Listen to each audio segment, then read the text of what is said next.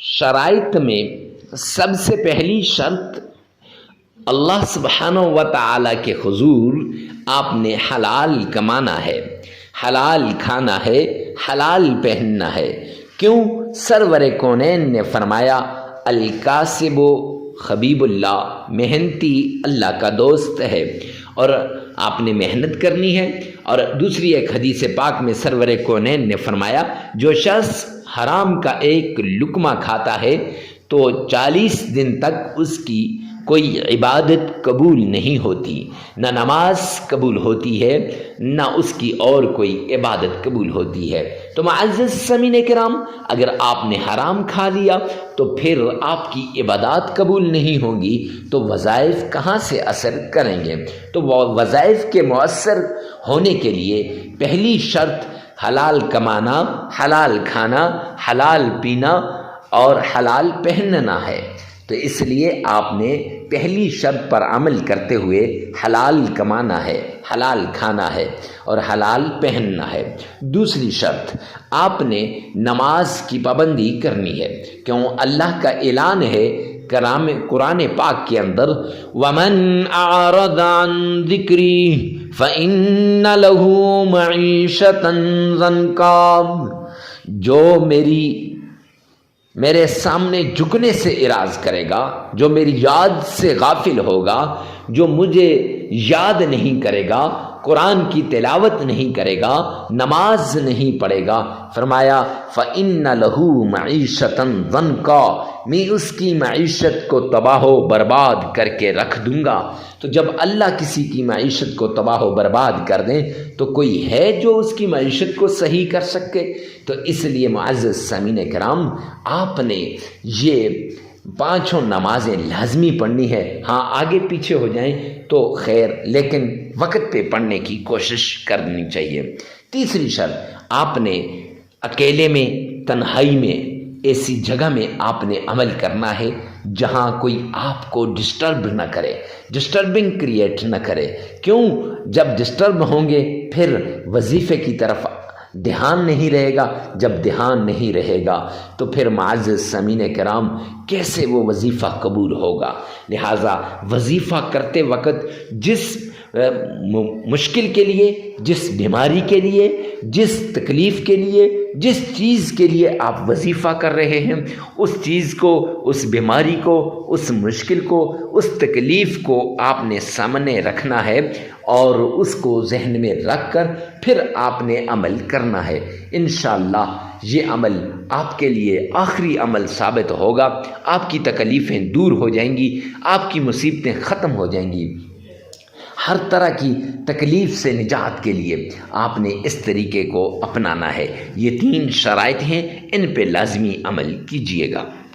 सबसे पहले आमना के लाल अब्दुल्ला के दुर्रे यतीम जनाब नबी करीम सल्लल्लाहु अलैहि व आलिहि वसल्लम की शान में अक़ीदत के साथ, प्यार के साथ, मोहब्बत के साथ आपने दुरूद पाक पढ़ना है।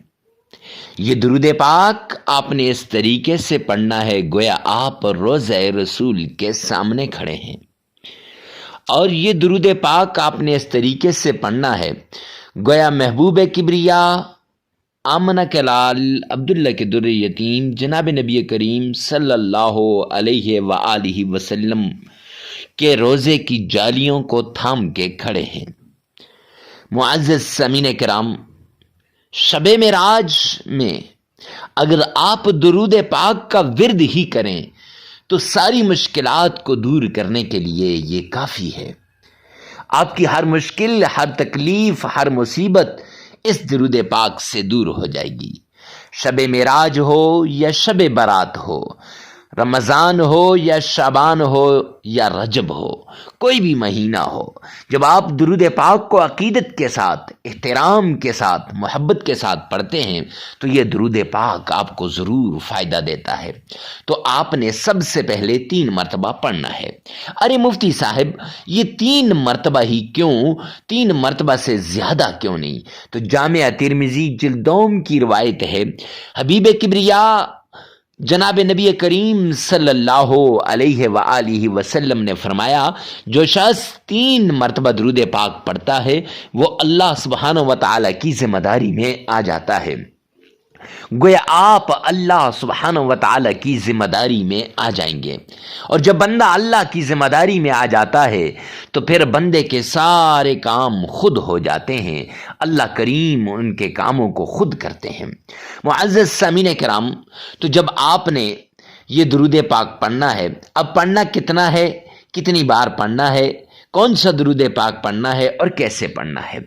3 بار پڑھنا ہے اور درود ابراہیمی پڑھنا ہے۔ ارے مفتی صاحب درود ابراہیمی ہی خاص کیوں؟ تو اس لیے کہ یہ درود پاک آپ دن میں کئی مرتبہ نماز کے اندر پڑھتے ہیں، اور اس کے ساتھ ساتھ آپ کو اس کا تلفظ بھی صحیح ہے آپ کا، اور یہ آپ کو صحیح طریقے سے آتا بھی ہے۔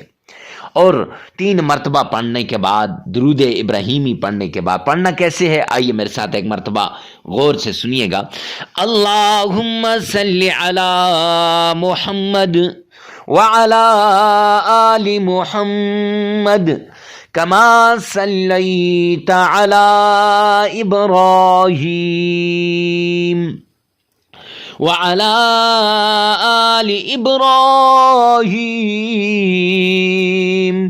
إنك حميد مجيد اللهم بارك على محمد وعلى آل محمد كما باركت على إبراهيم وعلى آل إبراهيم إنك حميد مجيد۔ 3 مرتبہ عقیدت کے ساتھ، پیار کے ساتھ، محبت کے ساتھ، ذوق اور شوق کے ساتھ آمنہ کے لال پر آپ یہ گلدستہ عقیدت درود پاک کا پیش کریں گے۔ جب آپ یہ درود پاک کا گلدستہ پیش کریں گے، رب کائنات کی قسم پھر آپ کی ہر مشکل دور ہو جائے گی۔ اس کے بعد وہ تسبیح جس سے اگر آپ کو نوکری نہیں مل رہی تو نوکری مل جائے گی، اولاد نہیں ہو رہی تو انشاءاللہ اللہ نرینہ اولاد عطا فرمائے گا، آپ کی ہر مشکل، ہر تکلیف، ہر مصیبت، ہر پریشانی دور ہو جائے گی۔ وہ تسبیح آپ نے پڑھنی ہے۔ حسبنا اللہ ونعم الوکیل،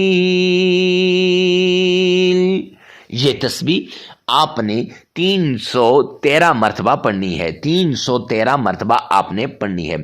اور اس کے ساتھ آپ نے قرآن پاک کی چھوٹی سی سورت ہے جسے سورہ قریش کہتے ہیں، لِإِلَافِ قُرَيْشٍ إِلَافِهِمْ رِحْلَةَ الشِّتَاءِ وَالصَّيْفِ فَلْيَعْبُدُوا رَبَّ هَذَا الْبَيْتِ الَّذِي أَطْعَمَهُم مِّن جُوعٍ وَآمَنَهُم مِّن خَوْفٍ۔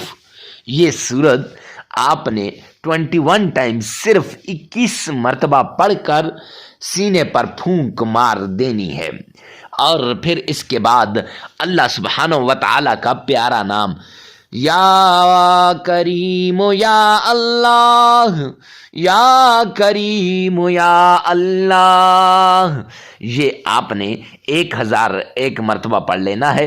پھر درود پاک آپ نے 3 مرتبہ پڑھ لینا ہے۔ معزز سامعین کرام، عمل مکمل ہو جائے گا۔ یہ عمل آپ 3 دن بھی کر سکتے ہیں، 5 دن بھی کر سکتے ہیں، 7 دن بھی کر سکتے ہیں، اپنی ضرورت کے مطابق آپ اس عمل کو کیجئے گا۔ ویڈیو کو ثواب کی نیت سے صدقہ جاریہ سمجھ کر آگے شیئر کرنا مت بھولیے گا۔ اللہ سبحانہ و تعالی میرا اور آپ کا حامی و ناصر ہو۔ والسلام۔